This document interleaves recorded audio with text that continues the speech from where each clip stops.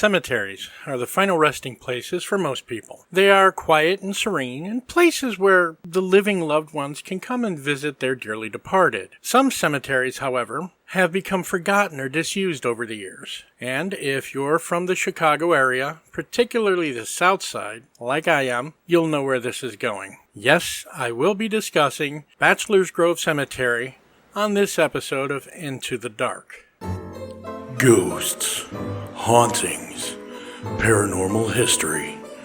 Join us as we journey into the dark with your host, Mike Davis.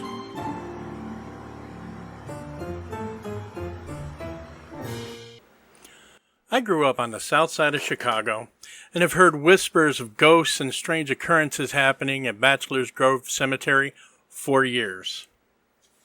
I've always been intrigued by the tales, but it wasn't until my early 20s that I and some friends made our way to the, quote, most haunted cemetery in Illinois, end quote.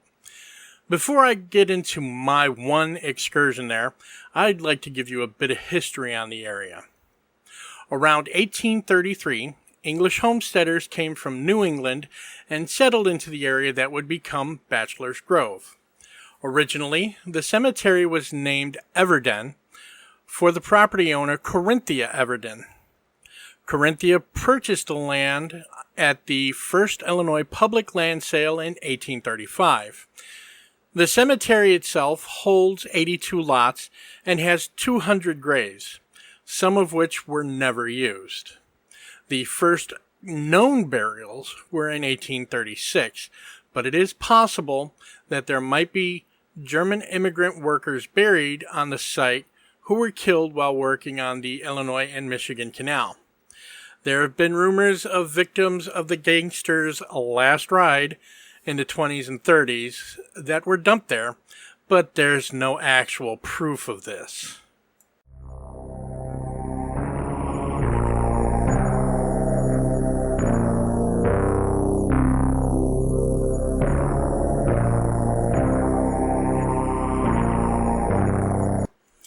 Okay, now that we've got our history lesson over, now we're going to get into the good stuff, the paranormal phenomena. There have been sightings of orbs, ghostly cars, a phantom farmhouse that vanishes as you try to approach it. There have even been reports of a farmer and his plow horse coming up out of the pond where they died to an accident. In the 1990s, witnesses reported seeing a black dog at the entrance of the cemetery, and when it was approached, it disappeared. There is the famous or infamous Madonna of Bachelor's Grove. She's said to wander around the cemetery grounds, sometimes holding a phantom child in her arms, and sometimes she's searching for the child. There was a very famous picture of a lady sitting on the grave, she's transparent, that was taken during an investigation in 1991 by the Ghost Research Society. It was stated that there was no one sitting on the tombstone when the picture was taken.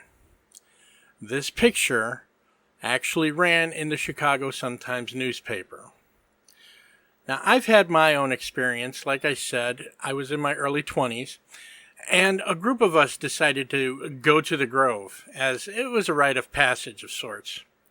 I was standing at the mouth of the trail to the cemetery.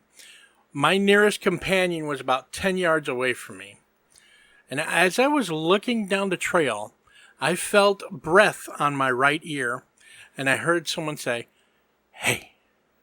Needless to say, I was shocked, frightened, and intrigued all at the same time. The rest of the night was uneventful.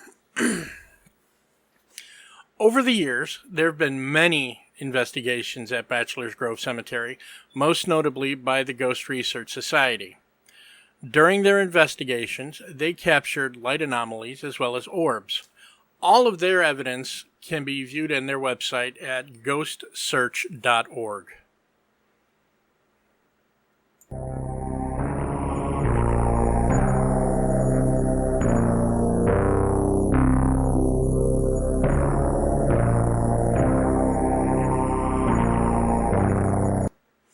With the disuse of Bachelor's Grove Cemetery, it became dilapidated, and it became a hotspot for partying and the like in the 1970s, 80s, and 90s. There was destruction of headstones, and there were reports of graves being desecrated. Could this be the reason for the haunting? I can't say for sure. But in my opinion, if somebody messed with my grave, I'd be pretty damn upset. Sometime in 1998, the Grove Restoration Project was created. The main goal of the project was to, quote, restore the beauty and peacefulness to Bachelor's Grove Cemetery. And they have help. Thousands of volunteers every year come out and help with removing trash and trimming away bushes and the like. In 2014, the Forest Service had been cleaning up the site and fixing up the fencing. The grounds are now being maintained in order to make the cemetery a place of rest for both the living and the dead. If you're feeling adventurous and you want to check out the Grove, you'll have to park at Rubio Woods parking lot across 143rd Street. There are 2 wooden pillars that mark the entrance to the path of the cemetery. If you see a closed sign across the path, that indicates that this path is closed to vehicle traffic. There have been tales of people not being allowed to go in at all, and it's just rumors. As with any other part of the forest preserve, you can lawfully enter the area from sunup to sundown. Just remember, don't do anything to upset those that still walk around there, seen or unseen. This has been Into the Dark with Mike Davis, a Dragon Bear Media production. Follow our journey into the dark on Apple Podcasts, Google Podcasts, Stitcher, and Radio Public.